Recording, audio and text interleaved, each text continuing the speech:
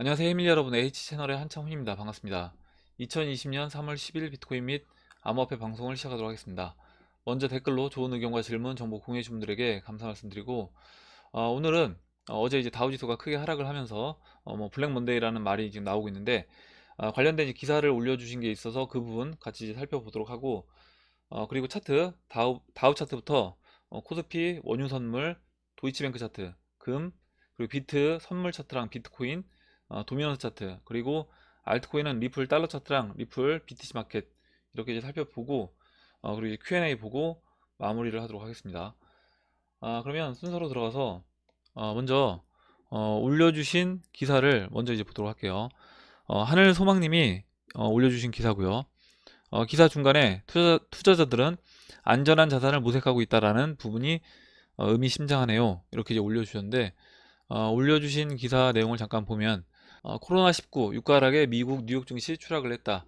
다우지수 7.9% 하락을 했습니다. 다우지수가 장중에 2043포인트까지 하락을 했어요. 이분 이제 표정이 굉장히 이제 망연자실한 이제 표정인데, 지금 이제 하늘소망님이 이야기해 주셨던 것처럼 중간에 보면 코로나19가 세계적인 공급망을 혼란시켜 경기 침체에 빠질 것이라는 우려가 증폭하자 투자자들은 계속해 안전한 자산을 모색하고 있다라는 내용이 나옵니다. 이 부분에서 이 안전한 자산이 뭘까? 일단 당장 떠오르는 거는 일단 금이 되겠죠. 골드가 될 거고, 그리고 이제 우리가 투자하고 있는 저는 이제 암호 자산, 암호화폐도 사람들이 앞으로 암호화폐 이 비트코인도 안전 자산이다 라는 생각이 저는 이제 들게끔 결국에 이제 그런 방향으로 몰고 갈 거라고 이제 보고 있습니다. 그 부분은 잠시 뒤에 다시 좀 더 깊이 있게 이제 얘기를 해보도록 할게요. 그리고 지금 이제 계속 이 증시가 하락을 할 때 이렇게 이제 코로나19로 인해서 증시가 하락을 한다라는 이제 이야기가 나오는데, 저는 이제 이 부분이 사람들이 약간 착각하게 만드는 게 아닐까라는 생각을 했습니다. 뭐냐면 지금 이제 일단 스타트를 끄는 건 이 코로나19로 인해서 주요 추세를 깨면서 주가가 이제 하락을 한 건 사실인데, 결국에 이렇게 주가가 빠진 근본적인 이유가 뭘까? 그 부분을 생각해 본다라고 하면, 그거는 그 전에 이미 이제까지 시장에 풀렸던 그 돈으로 인해서 계속해서 이제 버블이 만들어졌고, 그 버블이 만들어지는 과정에서 더 이상 유동성을 이제 공급해 줄 수 없는 그런 상황이 이제 왔기 때문에, 그 상황에서 지금 이제 이와 같이 주가가 하락을 하는 거다, 이렇게 이제 보고 있습니다. 그래서 이제 어떻게 보면 이 시장 참여자들이 느끼기에는 코로나19만 어느 정도 안정화되고 해결이 되면 주가는 다시 올라갈 수 있다. 그리고 거기에 더해서 금리 인하, 또 양적 완화 이런 부분들을 추가적으로 해준다라고 하면 증시는 좋아질 수 있다라고 이제 개인 투자자들이 많이 생각을 하고 있는 것 같아요. 다음으로 이거 이제 기사, 김현석의 이제 월스트리트 나오라는 기사인데요. 이 부분도 이제 의미가 있어서 같이 이제 한번 보도록 하겠습니다. 커지는 제로금리 직행론, 폭락하는 유가가 부추긴다. 이렇게 되어 있고, 지난번에 이제 3월 3일이었나요? 그때 0.5%포인트를 전격적으로 금리 인하를 했습니다. 그때도 마찬가지로 시장의 유동성이 부족했기 때문에 결국에 이제 금리 인하를 어떻게 보면 서둘러서 할 수밖에 없었어요. 근데 지금 그걸로 부족하기 때문에 여기서 추가적인 금리 인하를 해야 된다, 이런 얘기고, 이번에 이제 돌아오는 3월 18일 FOMC 회의에서 0.75%포인트를 추가적으로 이 금리를 인하를 할 것이 이제 유력해 보이는데, 그게 아니라 한 번에 그냥 제로 금리로 갈 수 있다라는 이야기가 지금 이제 거론이 되고 있습니다. 여기 중간에 내용을 이제 잠깐 볼게요. 질문이 뭐냐면, 지금 이제 상황이 이렇게 안 좋다 보니까 페드가 지난주 금융위기 이후에 처음으로 긴급 금리 인하라는 처방을 내렸다. 하지만 투자자의 마음을 움직이기엔 역부족이라고요. 이렇게 이제 질문했습니다. 여기 이제 답변이 뭐냐면, 현재 기준금리가 1에서 이제 1.25%이고, 기준금리를 추종하는 2년물 금리가 0.4에서 0.5% 수준이라는 걸 감안하면 시장은 적어도 0.75%포인트 금리 인하를 예상하고 있는 것으로 볼 수 있다. 그래서 지금 이 0.75% 3월 18일 돌아오는 3월 18일에 0.75% 금리 인하를 할 것이 굉장히 이제 유력해지고 있다, 이 얘기입니다.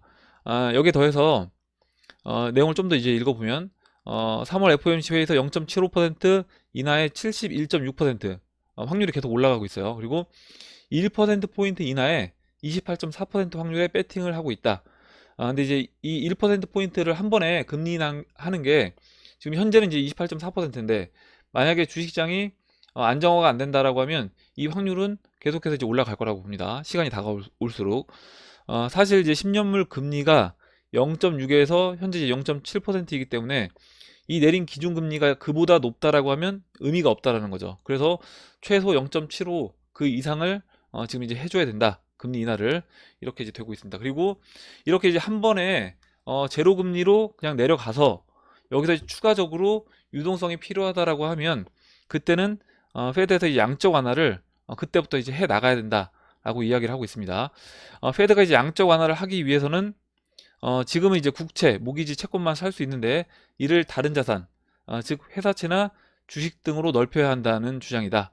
이렇게 하려면 미 의회가 이 페드 법을 바꿔야 한다라고 되어 있습니다. 그리고 지난번에 그 3월 3일에 금리 인하를 한 부분이 주식 시장의 어떤 영향보다는 지금 이제 회사채 부분이 문제가 돼서 어떻게 보면 이제 금리 인하를 했다. 그래서 이 부분에서 양적 완화를 통해서 앞으로 회사채를 직접 양적 완화를 통해서 매입할 수 있게끔 바꿔야 된다. 법이 이제 바뀌어야 된다. 이 얘기가 나와 있습니다.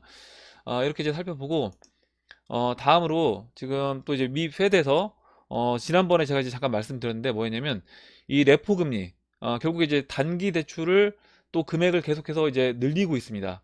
그러니까 어떻게 보면 이제 급전이 필요한 사람들이 많아졌다. 급전이 필요한 기업들이 많아졌다. 이렇게 이제 보시면 될 것 같고 여기 내용을 잠깐 살펴보면 레포 이 페드는 하루짜리 레포 운용 한도를 원래 이제 기존에 1000억 달러 약 120조 원에서 늘렸어요. 늘려서 12일 기준으로 1,500억 달러 180조 원 이렇게 이제 늘렸습니다.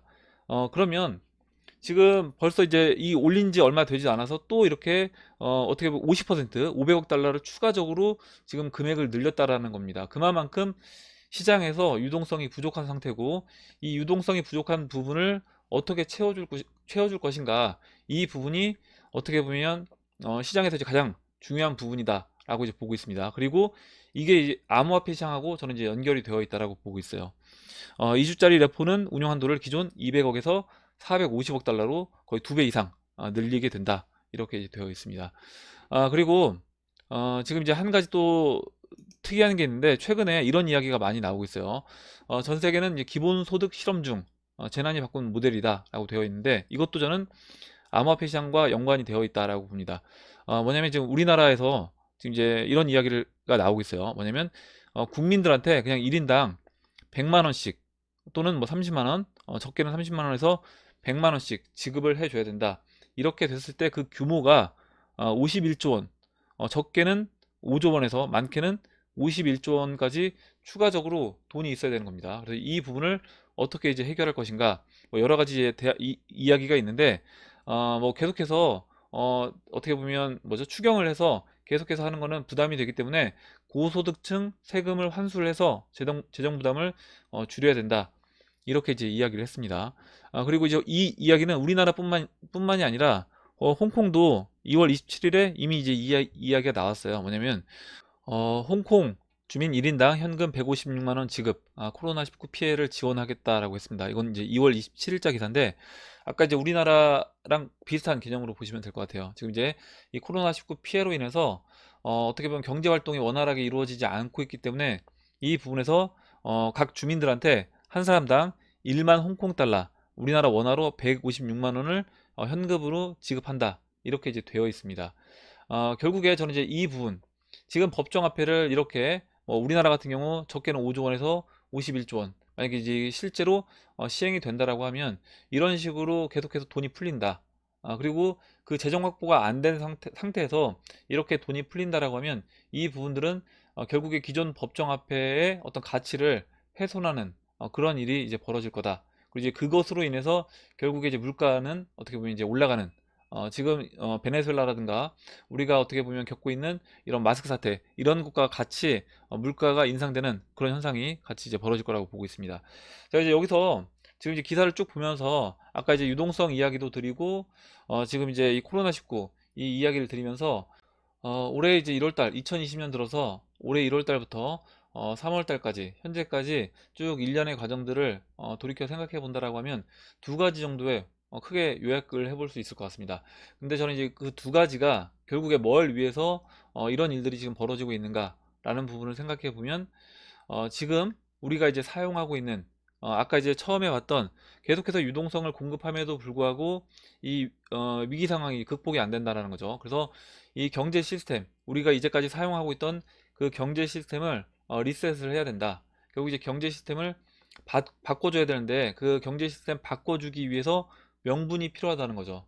그 명분이 필요한 그 부분에서 이런 과정들이 쭉 있지 않았나 이런 생각을 해보고 그 과정에서 이제 있었던 일 두 가지를 생각해 보면 지금 코로나19 1월 달부터 작년 말부터 시작해서 그 코로나19로 인해서 지금 계속해서 이제 기사 나오고 있는 부분들 생각해 보면 WHO에서 돈을 주고받을 때 현금이 굉장히 비위생적이다. 이게 이제 전염병을 퍼뜨리는 주요 요인이다. 그래서 현금을 뭐 소독하는 그런 그림을 보여준다거나 그리고 카드도 안전하지 않다. 이런 생각을 대중들한테 계속 심어주고 있습니다. 그래서 이제 이 부분이 첫 번째 그 명분 쌓기, 그러니까 금융 시스템 교체에 따른 명분 쌓기로 이 첫 번째 코로나19가 이제 될 수 있고요. 두 번째로 아까 이제 봤던 그 유동성입니다. 결국에 지금 이제 주식시장이 꺾이기 시작하면서 추세를 깨고 꺾이기 시작하고 어제 이제 블랙 먼데이가 출현을 하면서 지금 시장에 이제 유동성이 부족하다. 뭐 단기 유동성뿐만 아니라 계속해서 유동성을 공급해 줘야 된다. 근데 이 유동성 공급해 주는 게 어떻게 보면 2008년도에는 주가가 충분히 하락한 상태에서 그때 이제 금리 인하를 계속해서 해주고 양적 완화 통해서 그 경제 위기 상황을 극복해 나갔습니다. 근데 지금은 다우 지수가 채널 상단에 있다는 거죠. 아직도 이 상황에서 벌써 금리 인하 카드를 다 써버리고 양적 완화를 도입해야 되는 그런 상황까지 오게 됐다. 그래서 2008년도보다 어떻게 보면 지금이 굉장히 그 위험도 측면에서 봤을 때는 굉장히 더 위험한 상황이고 그때 비교해선 비교할 수 없는 그런 유동성이 지금은 이제 필요한 상황이다. 그럼 이제 그 유동성을 어디서 확보할 것인가? 그 부분을 이제 생각해 봐야 되는데 결국에 그 유동성을 확보할 수 있는 지금 법정화폐 시스템, 기존 금융 시스템에선 확보가 안 된다라는 겁니다. 그러면 새로운 금융 시스템을 도입해야 되고 그 새로운 금융 시스템을 도입을 하는데 역사적으로 봤을 때 기존의 이제 법정화폐들, 그러니까 이런 신용화폐들 같은 경우에는 다 영어로 이제 수렴을 했어요. 결국 영어로 수렴하고 그 이후에 근본위로 돌아갑니다. 근데 근본위로 돌아가는데 지금은 이제 근본위로 돌아갈 수는 없기 때문에 근본위로 돌아가면서 디지털 화폐, 이 4차 산업과 융합을 시켜서 넘어가게 된다라고 하면 어떻게 이걸 극복할 수 있을 것인가? 그 부분에서 지금 이제 이와 같은 그런 명분을 만들어주고 그 주가 하락과 코로나19 이 위기 두 가지가 결국에 기존의 이제 금융 시스템을 교체하기 위한 그런 명분 쌓기가 아닐까 이런 생각을 해봤습니다. 그래서 이제 이 부분이 굉장히 중요하다라고 보고 있고 결국 이제 제가 방금 전에 이제 근본위를 말씀드리긴 했지만 이 근본위가 진행이 됐을 때 과연 이제 어떤 화폐랑 어떤 암호화폐랑 연결이 될 것인가 이제 그 부분도 생각을 해보면 좋을 것 같아요. 이렇게 이제 말씀을 드리고 그러면 이제 차트로 들어가서 차트를 다우지수부터 잠깐 이제 보도록 하겠습니다. 먼저 다우지수 이제 어제 보시는 것처럼 종가가 이제 2013포인트 하락을 해서 7.79% 빠져서 이제 마감을 했습니다. 보시면 일단 이 검정색 추세선을 이렇게 지난달에 2월달에 완전히 이제 이탈해서 마감이 되고 그 이후에 지금 이제 이렇게 장대 음봉이 나오고 있습니다. 월봉에서 제가 이제 지난번에 뭐라고 말씀드렸냐면 1929년도 그런 그림으로 진행이 된다라고 하면 지금 1929년도 그림은 이 50월선에서 한번 반등이 나왔다라고 했어요. 무슨 얘기냐면 지금 이 20월선을 이탈하고 추세 이탈이 된 다음에 보시는 것처럼 이 50월선을 찍고 반등을 해줍니다. 반등을 해서 20월선까지 올라오고요. 이게 이제 월봉이기 때문에 이 기간이 또 상당히 어느 정도 깁니다. 이게 보시면 한 5, 6개월 정도 이렇게 이제 올라와요. 그리고 이제 그 이후에 재차 이제 이와 같이 하락하는 그림으로 이제 진행이 됩니다. 그러면 지금도 이제 이와 같은 패턴으로 진행이 될 수 있다.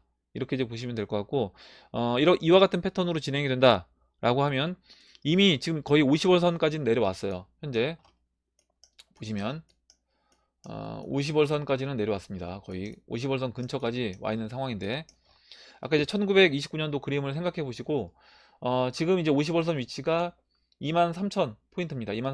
23,220포인트인데 얼마 안 남았어요. 이제 한 600포인트 정도 남아 있고 600포인트 정도 추가적으로 이제 하락을 해주게 되면 50월선 맞고 1929년도 그림대로 갔을 때는 반등을 해줄 수 있다. 그리고 그 반등해주는 기간이 뭐 꽤 아까 이제 1929년도에 한 5, 6개월 이렇게 이제 보냈기 때문에 마찬가지로 여기서도 이렇게 이제 올라와주는 아까 이제 뭐 제로금리까지 가고 또 양적 완화를 하면서 계속해서 뭐 트럼프 재선이 있기 전까지 주가를 지금 이 50월선과 이 이제 꺾여서 내려올 이 20월선 사이에서 시간을 보내고 그 다음에 다시 하락하는 그런 그림으로 끌고 갈 수도 있습니다. 그래서 이제 그 부분도 생각해 보시면 될 것 같고 우선은 추가적으로 만약에 이 50월선 터치하는 23,200포인트까지 내려오게 되면 그때는 아까 이제 말씀드렸던 것처럼 다시 데드캣 바운스를 통해서 이 추세선 위까지 상단까지는 올려줄 수 있다. 그러니까 23,000포인트 정도까지 내려오고 다시 한 26,000포인트, 2만 많게는 한 27,000포인트 근처까지 올라오는 그런 모습으로 시간을 여기서 보내고 그 이후에 1929년도처럼 재차 이제 하락하는 그런 그림으로 진행이 될 수 있다라고 봅니다. 이렇게 이제 다우지수 보고 다음으로 이제 코스피 차트 보도록 할게요.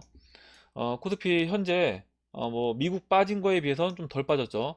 우리나라 같은 경우 이제 어제 미리 선반영돼서 좀 하락을 했기 때문에 오늘은 그 미국 다우보다는 좀 덜 빠진 그런 모습을 볼 수 있습니다. 중요한 거는 이제 지난번에 말씀드렸던 것처럼 이 채널의 중심을 월말 그 월봉 기준으로 이제 지켜줄 것인가 그리고 이제 그 부분이 중요하다 이렇게 이제 말씀드렸어요. 코스피 차트는 이렇게 간단하게 위치만 보고 다음 이제 오일 차트 보도록 하겠습니다. WTI 이제 크루드 오일 차트인데 지금 이제 9% 상승을 해주고 있습니다. 32.92달러까지 올라왔어요. 배럴당. 어제 일단 이게 지금 주봉 차트인데 전체적인 큰 그림에서 보시면 지금 이 거의 이 채널의 중심 근처에서 이렇게 수렴을 장기간 했습니다. 장기간 하고 여기서 이제 흔들어주는 그런 모습을 보여주고 보시는 것처럼 어제 크게 이제 하락하면서 한 번에 이렇게 채널 바닥까지 내려오는 그런 모습을 볼 수 있었습니다. 일봉으로 잠깐 보시면 일단 전체적인 그림에서는 채널 바닥을 살짝 이탈하고 반등을 해주었다. 이렇게 이제 보시면 되고 일봉에서 이제 보시면요. 이런 식으로 채널 바닥까지 바닥을 깨고 내려오고 봉 마감은 이제 채널 바닥 근처에서 하고요. 그 다음에 지금 양봉 만들어주면서 올라오고 있는 그런 모습이다 라고 이제 보시면 될 것 같습니다. 일단 오일 같은 경우에는 전체적인 큰 그림에서는 지금 여기에서 추가적으로 이제 계속해서 빠지기보다는 지금 아까 이제 주봉 차트에서 보셨던 것처럼 지금 이제 이 자리가 거의 채널 바닥이기 때문에 여기에서 뭐 급반등해서 바로 올라오진 않는다고 하더라도 지금 여기서는 매도보다는 이제 매수 관점에서 봐야 된다 이렇게 이제 보고 있습니다. 다음으로 이제 도이치뱅크 차트 볼게요. 오랜만에 이제 도이치뱅크 차트를 보는데 도이치뱅크 차트에 대해서 이제 의견을 여러분들이 주셔서 한번 이제 보도록 하겠습니다. 지금 이제 5.85달러까지 내려와 있어요. 도이치뱅크 차트를 보시면 제가 지난번에 우리가 이제 그때 언제 이 도이치뱅크 차트를 봤냐면 이때부터 봤어요. 이때 이렇게 삼각수렴에서 이탈하기 직전에 그러니까 작년 한 연말쯤에 이때 이제 도이치뱅크 차트를 보면서 이 삼각수렴에서 아래로 이탈이 돼서 예전 이제 리만 브라더스 차트를 보면 이렇게 이제 수렴하고 아래로 흘러내리고요. 수렴하고 아래로 흘러내리고 또 수렴하고 여기에서 이제 아래로 흘러내려서 횡보를 하다가 리먼 브라더스는 파산을 했다. 그렇게 이제 말씀드렸고 이때 제가 이제 뭐라고 말씀드렸냐면 마찬가지로 이렇게 빠져서 이렇게 이제 횡보를 한다. 라고 하면 리먼 브라더스처럼 그때 어느 순간에 이제 파산하는 시점이 이제 올 수 있다. 그래서 이제 이 삼각수렴의 중심을 이탈해서 내려와서 이제 이 부분에서 어떻게 움직이는지 좀 지켜보자.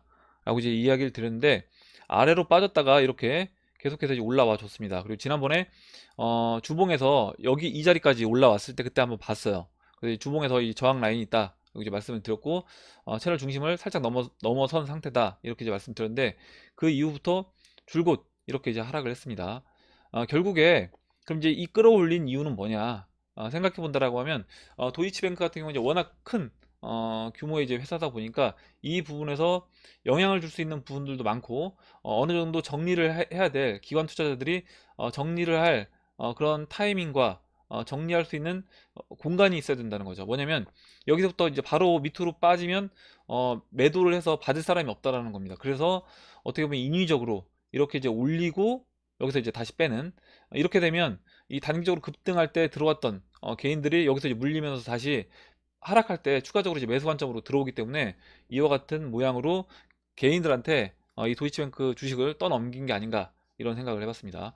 그리고 이제 위치는 결과적으로 결국 이제 그 리먼 브러더스 파산처럼 그와 같은 이제 위치로 결국에는 왔다, 이렇게 이제 보시면 되고, 여기서 회복하지 못하고 이때 이제 삼각 수렴했던 중심 이 6.8달러를 회복하지 못하고 여기서 이제 지지부진한 모습을 보인다라고 하면, 이렇게 이제 지지부진한 모습을 보이다가 그냥 파산을 하게 되는 그런 형태로 진행될 확률이 높지 않을까, 이렇게 이제 보고 있습니다. 이렇게 이제 도이치뱅크 차트를 봤고, 다음으로 이제 금 차트, 금선물 볼게요. 금선물은 어제 올라왔다가 다시 음봉 맞고 내려온 상태에서 지금 이제 지난 고점 1670달러 근처에서 약간 쉬고 있다, 이렇게 이제 보시면 될 것 같아요. 다음으로 이제 비트코인 차트 보도록 하겠습니다. 비트코인 선물 차트인데, 우선 선물 차트 같은 경우에 어제 제가 이제 여기 갭이 살짝 있다라고 말씀을 드렸잖아요. 그래서 이제 이 갭을 어제 보시는 것처럼 하락을 해주면서 이렇게 이제 메꿨습니다. 그래서 이제 갭을 메꾼 상태다. 그럼 이제 지금 이제 갭은 제 이제 하락해주면서 이렇게 큰 갭이 있고, 그 다음에 이제 11,800달러 그 위에 또 하나 이제 갭이 있다, 이렇게 이제 보시면 될 것 같아요. 다음으로 이제 비트코인 차트 보도록 하겠습니다. 현재 7,868달러 0.85% 하락을 한 모습인데, 제가 이제 뭐라고 말씀드렸냐면 지금 일단은 어제 날짜를 이제 계산해 드렸어요. 이 날짜 기준으로 10월 26일 기준으로 지금 같은 패턴으로 진행이 됐다. 그러니까 뭐냐면 이 12월 18일 중심으로 해서 이렇게 이제 대칭 형태로 진행이 됐고, 그 이후에 이 10월 26일 기준으로 날짜를 계산해 보면 이 기간이 이제 31일, 그러니까 9월 말부터 10월 말까지 이 기간이 31일이었고, 지금 이 기간이 이때 이제 1,300달러 500달러 찍어주고 조정받은 이 기간이 이제 29일입니다. 그래서 제가 이제 어제 한 이틀 정도 이제 갭도 메꿔야 되고, 이틀 정도 추가적으로 2, 3일 정도 비트코인은 조정을 받을 수 있겠다 라고 이제 말씀을 드렸어요. 그리고 이 추세선, 이 보라색 추세선만 훼손하지 않는다라고 하면 하락 추세를 벗어나고 눌러주는 거다, 저는 이제 그렇게 본다라고 했습니다. 근데 이제 대부분 시장 참여자들 같은 경우에는 지금 이렇게 계속해서 저점 낮추면서 내려오고 있는 모습이기 때문에 굉장히 차트 자체가 좋지 않다. 그래서 이제 올라올 때마다 매도하고 이제 빠져나가야 된다, 이렇게 이제 볼 수밖에 없다라고 생각을 합니다. 그리고 지금 여기서 추가적으로 이제 만약에 내일 뭐 내일 모레까지 이틀 정도 이제 시간이 남아 있는데 빠져준다라고 하면 지금 이때 이렇게 하락했던 부분이 7,300달러입니다. 7,300달러고 이 추세선 위치가 현재 7,430달러니까 뭐 이 정도까지는 이렇게 이제 이와 같이 아래 꼬리를 찍고 반등해주는 이런 모습으로도 진행이 될 수 있다라고 봐요. 이렇게 보고 이제 비슷한 또 의견을 주신 분이 킹치시계님이 비슷한 의견을 주셨습니다. 뭐냐면 지금 이제 이 모습이 이 9월 말, 10월 말까지 이때 이렇게 어떻게 보면 이제 함정을 파고 반등을 했던 이와 같은 이제 위치로 좀 볼 수 있지 않겠냐, 이런 이제 의견을 주셨어요. 그리고 이제 송준태님이 어, 비트코인 차트에서 주봉에서 이런 의견을 주셨습니다. 뭐냐면 이제 50주의평선 깨고 내려간 게 지금이 이제 세 번째다라는 거예요. 상승장이 됐을 때 50주의평을 깨고 내려간 게 세 번인데, 세 번에서 두 번 같은 경우에는 좋지 않은 흐름으로 진행이 됐다. 50주평선을 깨고 나서는 그 이후부터는 좋지 않은 흐름으로 진행이 됐다, 이렇게 이제 의견 주셨고, 지금도 주봉에서 이제 50주평선을 깬 상태이기 때문에 여기서는 바로 이제 회복하기는 쉽지 않아 보인다, 이렇게 이제 보시는 분들도 많이 계십니다. 일단 차트를 이렇게 이제 말씀을 드리고, 일단 저는 제가 보는 관점은 지금 이 12월 16일 이 검정색 이 수직선을 중심으로 지금 이 노란색 그 반감기가 있는 이 기간에 맞춰서 이와 같이 약간 대칭 형태로 진행되지 않겠냐, 이렇게 보고 있습니다. 비트코인은 이렇게 이제 말씀을 드리고, 다음으로 그러면 이제 도미넌스 차트 이제 보도록 할게요. 도미넌스 65.48로 어제보다 이제 살짝 내려와 있는 상태인데, 보시면 이제 4시간 봉에서 이 보라색 이 362평선 넘지 못하고 저항으로 작용이 됐습니다. 그리고 이 추세선 이렇게 이제 저항으로 작용이 되면서 일단은 조정을 받고 있는데, 이 삼각수렴의 중심을 지켜주고 있다. 그래서 이 60, 만약에 알트코인이 좀 움직여주는 그런 모습이 나오려면 이 65.4 라인을 깨주는 그런 모습이 나와야 되고, 그 이후에는 지난번 첫 번째 삼각 수렴했던 이 64.3 이 라인을 또 이제 깨줘야지 그때부터 본격적으로 다시 알트가 올라오는 그런 그림으로 진행이 될 수 있다, 이렇게 이제 보고 있고, 지금 이제 제가 잠시 뒤에 XRP 차트 설명을 드릴 건데, 그 XRP 2017년도 그림과 이제 비교해 본다라고 하면 지금 이 65.3을 깨줬을 때 그와 같은 그림으로 진행될 확률이 좀 더 높아지지 않을까, 그렇게 이제 보고 있어요. 그럼 이제 리플 달러 차트 보겠습니다. 먼저 제가 이제 밑에 이 주황색으로 그려져 있는 이게 이제 비트코인 차트입니다. 비트코인 차트고, 지금 이제 일봉 차트예요. XRP 일봉 차트고, 일단은 이 위치 설명은 제가 이제 어제 말씀드렸던 것처럼 그냥 일단 지금 이 대칭 형태로 진행되고, 이와 같이 이때 이제 44봉, 현재 이제 22봉. 그래서 지금 알트장이 이제 펼쳐진다라고 하면, 여기에서 이 조정받는 기간 자체가 알트코인이 좀 짧게, 그리고 비트코인은 대칭 형태로 그대로 진행이 되게 되면 비트코인은 좀 천천히 움직여주면서 알트코인이 먼저 치고 나가는 이런 그림으로 진행되고, 거기에 대해서 비트코인 도미넌스가 하락하는 그런 그림으로 진행이 될 거라고 봅니다. 지금 비트코인 작년 그 12월 16일 이때 이제 저점 찍고 1300달러까지 올라왔어요. 1500달러까지 올라오고, 그 다음에 지금 재차 조정받아서 현재 7800달러 이 라인까지 내려와 있는데, 지금 이제 이 그림을 잘 보시기 바랍니다. 이 그림 여기 고점에서 이렇게 약간 쌍봉 형태 찍고, 이게 그냥 1파라고 할게요. 1, 2, 3, 4, 5파 이렇게 조정 형태를 보였다 라고 하면, 지금 이제 1파에 중간에 물론 이렇게 한번 튀어 올라왔던 이런 모습이 있습니다. 이게 이제 2017년도 3월 달에도 비트코인이 좀 비슷한 움직임으로 이제 진행이 됐다, 이렇게 이제 보고 있고, 2017년도 3월 달 이게 이제 밑에가 주황색이 이제 비트코인 차트고요. 위에가 이제 XRP 차트인데, 이때도 이제 보시는 것처럼 그 전에 1월 10일 이때는 1월 10일에 이렇게 저점을 찍고 비트코인이 먼저 반등을 해줍니다. 올라와서 이때 780달러에서 1280달러까지 올라와요. 올라오고 여기에서 보시는 것처럼 이렇게 하락을 합니다. 좀 더 이제 비트코인 잘 보이게 이렇게 이제 보면, 여기서 아까 이제 보셨던 현재 그림과 패턴과 좀 비슷한 형태로 비트코인이 빠졌어요. 지금 이제 현재 1500달러에서 이 8500달러까지 조정받을 때 이렇게 1500달러에서 쌍봉 찍고 1파 뭐 1, 2, 3, 4, 5로 이렇게 조정을 받았다라고 하면, 이 1파 중에 이렇게 이제 한번 튀어 올라왔던 이 그림도 뭐 번호를 이제 매겨 본다라고 하면 비슷하게 진행이 됐습니다. 그래서 지금 이제 비트코인 같은 경우에 제가 한 2, 3일 정도, 한 어제까지 해서 이제 3일이었고, 그럼 오늘이 한 뭐 이틀 정도 추가적으로 좀 더 내려올 수 있는 자리가 있다라고 이제 말씀을 드렸는데, 그렇다라고 하면 비트코인 한 이틀 정도 추가적으로 조정을 받고, 그 사이에 리플 XRP는 이제 이와 같이 좀 올라와주는 이런 그림으로 진행된다라고 하면 2017년도 이 이후에 이 비트코인 그림처럼 그리고 비트코인과 XRP 그림처럼 진행될 수 있지 않겠냐, 이렇게 이제 보고 있고, 다만 이제 그림이 약간 다른 점이 뭐냐면요, XRP 같은 경우에는 지금 보시면 2017년도 3월달 초 움직임은 이 노란 추세를 못 벗어나고 바닥에서 이제 올라옵니다. 올라오면서 노란 추세선 벗어났을 때가 보시는 것처럼 비트코인 완전히 조정받고 이때 조정받으면서 벗어났어요. 그러니까 XRP는 올라왔다는 거죠. 벗어나고 그 이후에 이렇게 상승을 해줬습니다.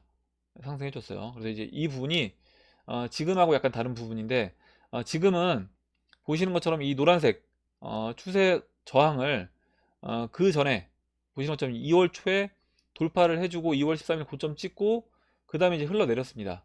흘러내려서 현재 위치로 보면 지금은 약간 내려가, 그러니까 지금은 보면 이 노란색 추세선 이탈되어 있어요. 그래서 이 부분은 저는 좀 좋게 보진 않는데, 그래서 빨리 일단 노란색 추세선 위로 이제 올라와 줘야 된다, 이렇게 이제 보고 있고, 이 노란색 추세선 이 저항 이 라인 위로 다시 이제 올라와 주게 되면 그러면 결과적으로 아까 이제 그 뭐였죠? 도이치뱅크 차트처럼 도이치뱅크 차트가 결국에 갈 길은 이렇게 이제 왔다라는 겁니다. 이렇게 이제 가야 될 건데 올라와서 역으로 이제 올라왔다가 뺐다라는 거죠. 리플 차트도 마찬가지로 그림의 이제 모양은 다르지만 위치는 결국 같은 위치까지 온 거다. 무슨 얘기냐면 이때 이제 0.176달러까지 빠진 상태에서 여기에서 이렇게 저점을 꾸준히 높이면서 이렇게 이제 올라와서 비트코인은 이제 하락을 해주면서 뭐 이렇게 진행돼서 이 노란색 추세선을 돌파하는 그림이나 2017년도 이때처럼 된다라고 하면요.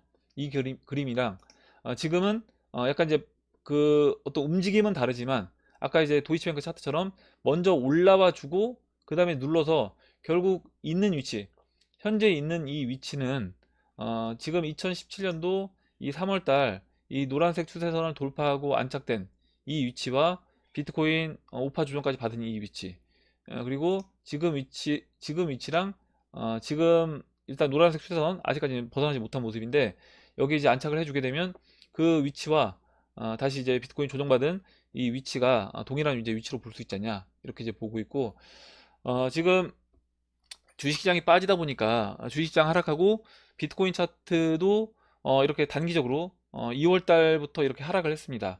그래서 주식시장과 비트코인 둘 다 안 좋은 거 아니냐 이렇게 이제 볼 수 있는데 저는 약간 다르게 본다라고 말씀드렸잖아요. 그게 뭐냐면 1월 달부터 본다라고 하면요. 그러니까 작년 연말부터 해서 본다라고 하면 그러니까 2020년 기준으로 해서 분위기가 바뀌었다라는 겁니다. 뭐냐면 다우 같은 경우는 2020년 올해 초에 이렇게 보시는 것처럼 고점을 찍고 계속해서 저점을 낮추면서 하락을 해주고 있는 거예요.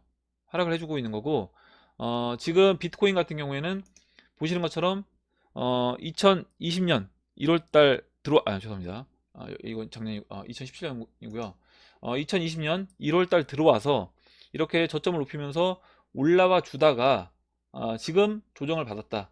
근데 일단 저점은 이때 이제 6,500달러 이때보다 높이는 상태다. 그래서 이제 이 부분이 주식시장과 비트코인 시장 이 부분이 다르다 이렇게 이제 보고 있습니다. 이렇게 이제 리플 차트까지 설명을 드리고 그럼 다음으로 Q&A를 보도록 할게요. Q&A를 먼저 이제 잠깐만요. 하늘소방님이 아까 이제 올려주신 기사 봤고요. 에린 스미스님이 써주신 링크 걸어주신 이 부분도 먼저 보겠습니다. 한국경제TV에서 암호화폐를 다뤄줬네요. 요즘 메이저 방송에서 암호화폐에 대해 전혀 언급을 안 하는 분위기인데 웬일로 슬슬 때가 된 듯. 그리고 이번 떡락은 주가 폭락이 원인도 코로나가 원인도 아닙니다. 비트코인은 그저 가던 길 가는 중입니다. 과거 2016년도 차트를 보시면 지금과 너무 똑같이 가고 있으니 확인해 보세요. 이렇게 올려주셨고 어제 이제 박빌브님이 그 2016년도와 2016년도 차트와 이제 비교해 주신 거 아마 그 부분에서 같은 관점으로 이제 보고 계신 것 같아요. 그렇게 이제 보시면 될 것 같고 저도 이제 동일하게 생각합니다. 지금 이제 에린 스미스님이 써주신 것처럼 아까도 이제 말씀드렸지만 코로나는 결국에 어떤 스타트를 끊는 계기가 됐을 뿐이고 금융 세력이 원하는 그 방향 기존 우리가 이제 사용하고 있던 이제까지 사용하던 이 금융 시스템을 교체하는 기존 법정화폐 이제 화폐 가치가 0으로 하는 이 법정화폐를 바꾸는 그 작업을 지금 이제 해주고 있는 거다 이렇게 이제 보고 있어요. 이렇게 이제 에린 스미스님이 올려주신 내용 봤고요. 다음으로 김연한동님이 뉴욕 증시 서킷 브레이크 발동이 됐다. 그래서 이제 관련된 기사를 올려주셨고 97년 이후 처음이다 라고 이야기를 해주셨습니다. 이렇게 이제 올려주신 기사와 이제 영상 같이 이제 봤고 다음으로 최호성님이 의견을 주셨는데 근본 미 연준의 금리 인하에 대한 한화증권 김일구 상무의 의견입니다.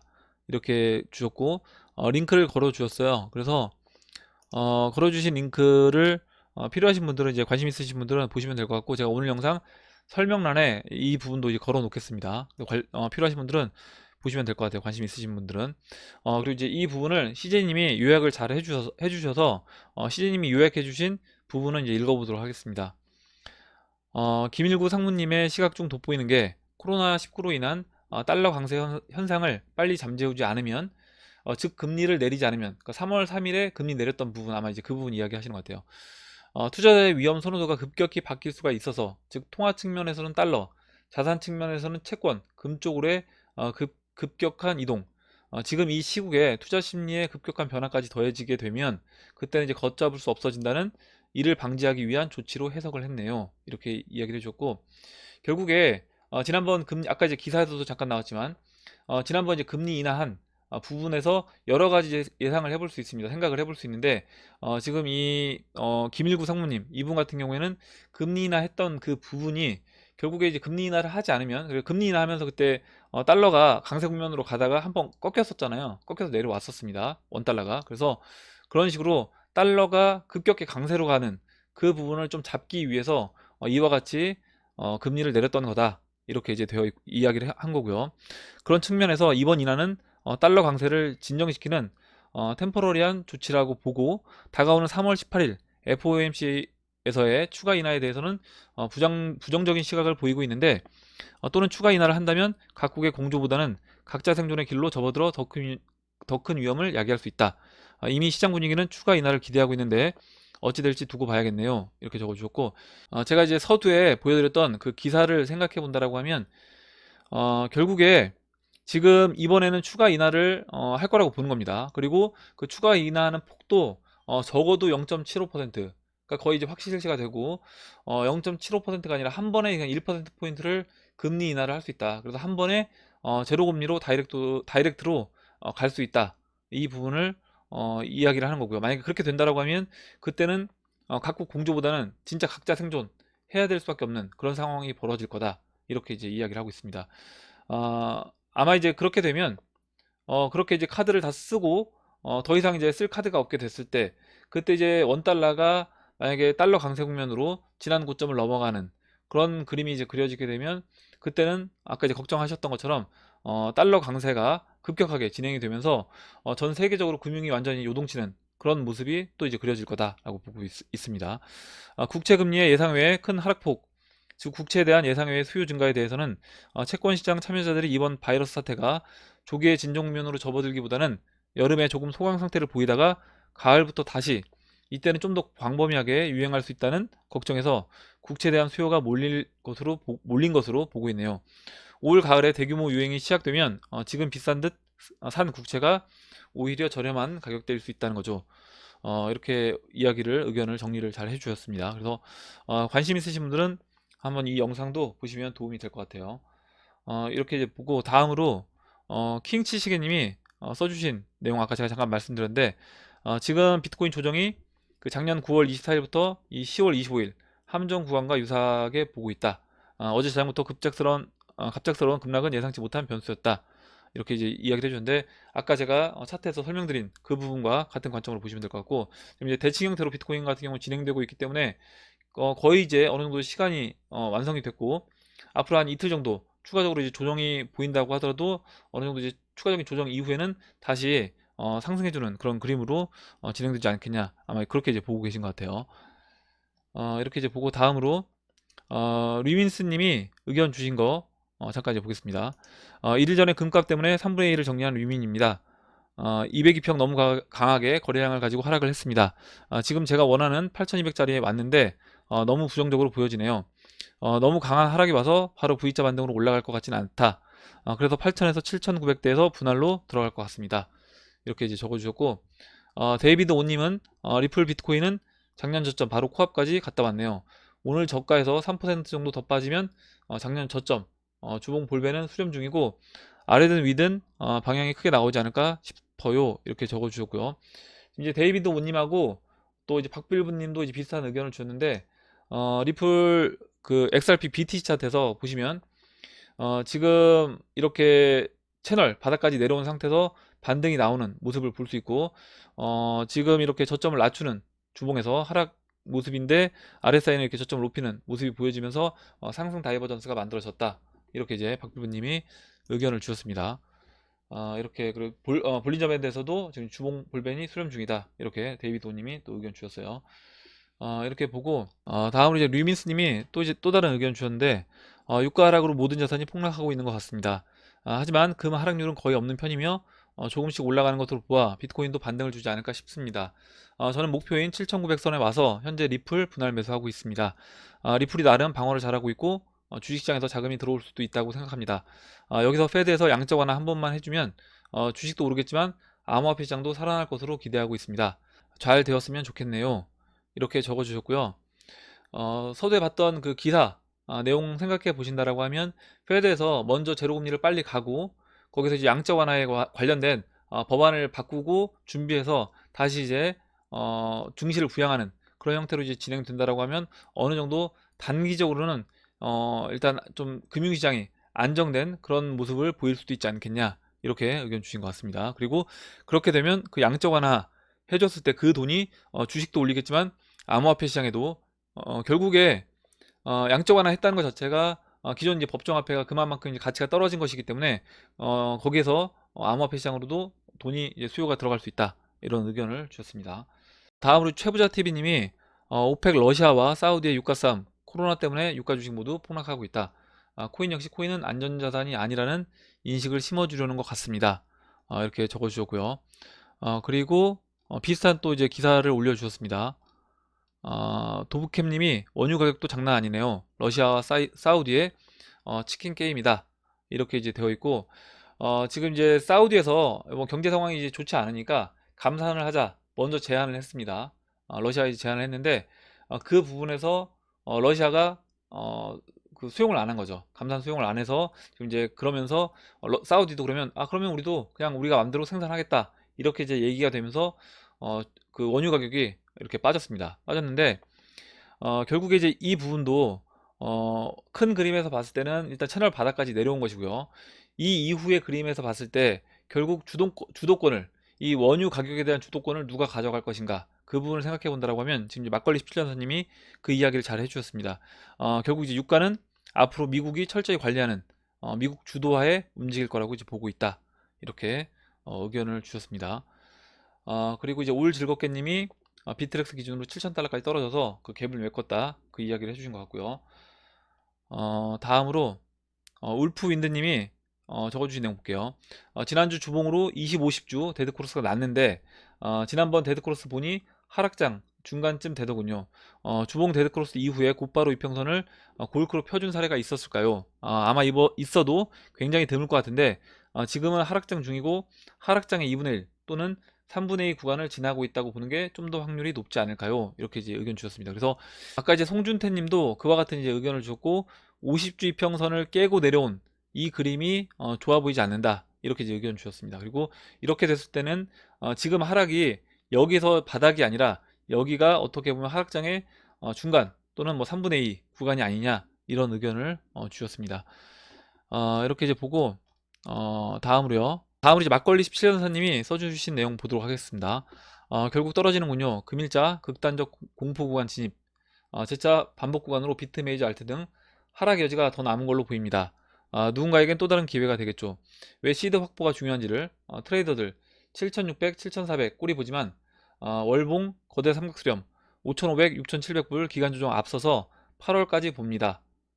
그럼에도 금년 4분기는 급격한 빠른 상승 국면으로 전환 진행될 거라는 지성 집단들과의 교류 시그널을 믿고 갑니다. 이렇게 적어주셨고 지금 어제 그 이스트지님이 의견 주셨던 부분 만약에 XRP가 그 차트 두 가지 시나리오에서 두 번째 시나리오가 이제 그 부분이었죠.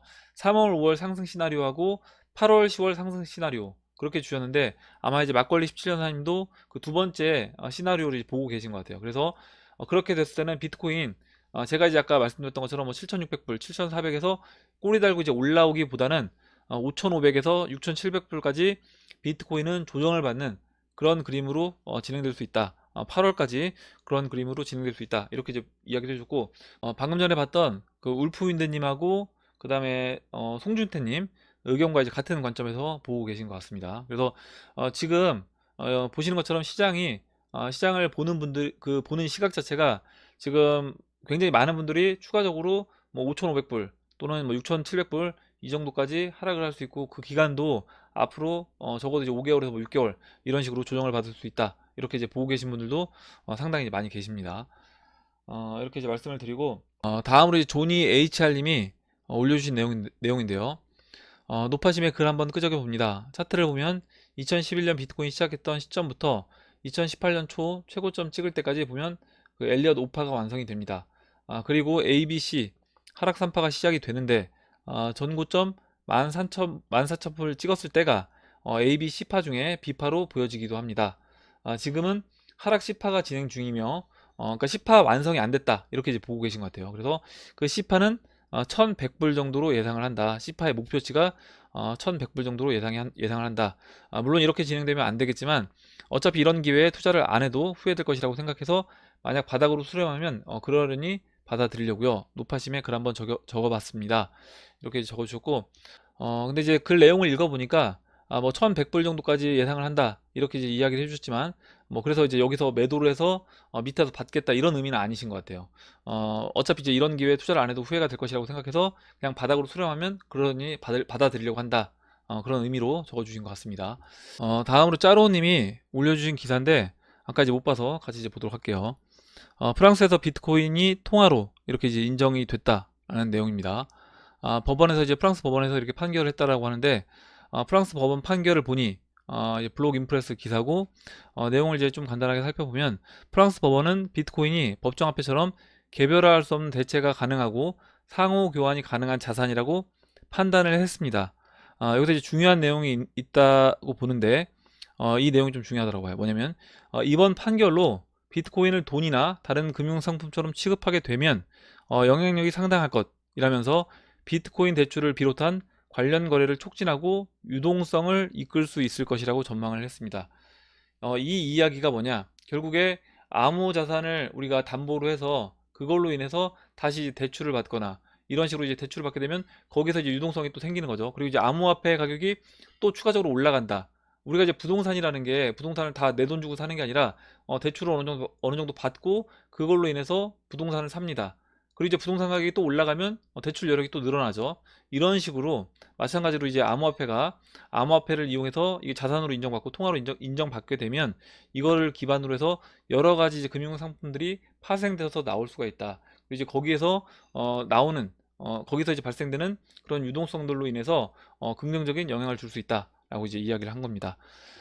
이렇게 이제 보고요. 다음으로 마지막으로 CJ님이 써주신 내용만 보고 마무리하도록 하겠습니다. 굉장히 이제 글을 잘 써주셨는데 저도 이제 공감이 돼서 마지막으로 이제 읽어보고 마무리하도록 할게요. 남들을 또는 시황을 쳐다보고 조바심 내는 일이 없이 태어날 수 있다면 성공이다. 포기할 것을 포기하는 것도 지혜다. 이 짓을 하면서 깨닫는 것은 내가 등판하기 전에도 많은 이야기들이 있어 왔다는 사실이다. 어디서 왔는지 모르나 커다란 이야기 속에 내가 있는 것이다. 더 좋은 길을 선택 못했을 수 있으나 갈 수 있는 길은 끝까지 가보고자 한다. 이렇게 이제 적어주셨고 저도 이제 굉장히 공감이 됐고 좋은 내용을 이제 적어주셔서 읽어봤습니다.